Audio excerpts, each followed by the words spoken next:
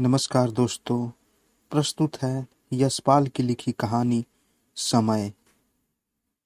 पापा जी का रिटायरमेंट होने का समय ज्यों-ज्यों पास आ रहा था, वे जैसे अपने आप को दिलासा देने की कोशिश करने में लग गए। चलो भाई, हफ्ते में एक दिन की छुट्टी का जिस बेसब्री से इंतजार रहता था, वैसी छुट्टी अगर दफ्तर से हमेशा के लिए मिल जाए तो फिर इसमें निरुत्साह होने जैसी बात क्या है। एक तो दूसरे के आदेश पालन से छुट्टी और अध्ययन अध्यापन की बढ़िया अवसर, अपने सगे संबंधियों और इष्ट मित्र से मिलने का, समाज में सभी से घुलने मिलने का अवसर ही अवसरवर मसलन अवकाश प्राप्त करके अपनी सभी इच्छाओं की पूर्ति करने का बढ़िया मौका मिल जाता है। फिर लोग रिटायरमेंट से घबराते क्यों हैं? पापा जी नियम कानून से रहने वाले व्यक्ति थे, जिसका पालन वे अपने अवकाश प्राप्ति के बाद भी करते रहे। वे रोज शाम को मम्मी जी के साथ बाजार तक घूमने के लिए जाते थे। बचपन में जब मम्मी पापा तैयार होकर निकलते थे तो बच्चों के साथ लेकर जाने से बचने के लिए आया और नौकर से कहकर उन्हें इधर उधर हटा दिया जाया था। मगर एक दिन परिवार की छोटी बच्ची मम्मी जी से आकर लिपट गई कि हम बच्चे भी बाजार जाएंगे। तब से शाम को घूमने जाते समय किसी न किसी बच्चे को और कभी कभी सभी बच्चों को हरतगंज घूमने का मौका जरूर मिलने लगा और वहां पहुंचकर अपनी मनपसंद आइसक्रीम, चॉकलेट तथा अन्य वस्तुओं की फरमाइश पूरी की जाने लगी।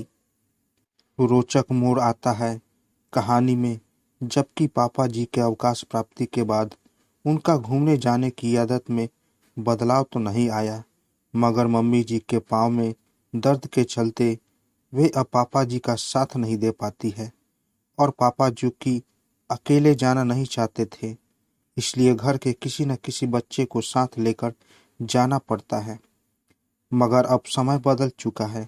वे बच्चे जो पापा जी के साथ हर समय बाजार जाने को तैयार रहते थे, अब साथ जाने को कतराने लगे, क्योंकि एक उम्र विशेष अथवा टीनेज में अब एक अजीब कशमकश का दौर चलता है, जिसमें बच्चों को बड़े बुजुर्गों के साथ अटपटान लगने लगता है। फिर ऐसे में यदि पार्क, रेस्तरां और होटल में संगी साथी दिख जाते हैं तो उनका करुणा और बेचारगी भरा मुस्कान को झेलना काफी कठिन हो जाता है। इसका यह अर्थ कदापि नहीं कि पापा जी अन्य बुजुर्गों के समान कोई उपदेश या जमाने की खामियां निकालने जैसी बोरिंग बातें करते थे, बल्कि उनका अनुभव और ज्ञान का दायरा अत्यंत व्यापक था, जो युवाओं को भाता ही है। मगर उससे क्या, 20-22 वर्ष के लड़के लड़कियों को निजी आज़ादी भी चाहिए होती है। मगर उस दिन रोज की तरह शाम होते होते पिताजी की आवाज आने लगी, गंज तक चलने के लिए कोई है? मगर हर कोई जैसे उनकी आवाज को अनसुना कर रहा था। वो छोटी बच्ची जो कभी बचपन में मम्मी के साथ लिपट कर घूमने जाने की जिद करती थी, उसने कहने पर दीदी को उसने जवाब दिया, तुम भी क्या दीदी, और बूढ़ों के साथ कौन बोर हो। उस बड़ी हो चुकी बच्ची ने आवाज दबाकर बात कही, मगर वह धीमी आवाज पापा के कानों तक पहुंच चुकी थी। पापा कुछ देर के लिए चुपचाप बैठे ही रहे, नजर फर्श पर जमा कर, चेहरे पर एक निषाद भरी मुस्कान के साथ।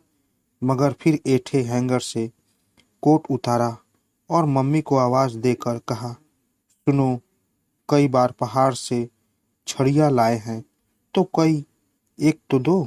एक छड़ी उठाकर मैंने कमरे में रख ली थी, पापा को उत्तर दिया, एक तो यही है, चाहिए? छड़ी कोने से उठाकर पापा के सामने कर दी। हाँ, यह तो बहुत अच्छी है, पापा ने छड़ी की मूठ पर हाथ फेरते हुए कहा और छड़ी टेकते हुए किसी की ओर देखे बिना घूमने के लिए चल गए। मानो हाथ की छड़ी को टेक कर उन्होंने समय को स्वीकार कर लिया था। तो दोस्तों, कैसी लगी कहानी।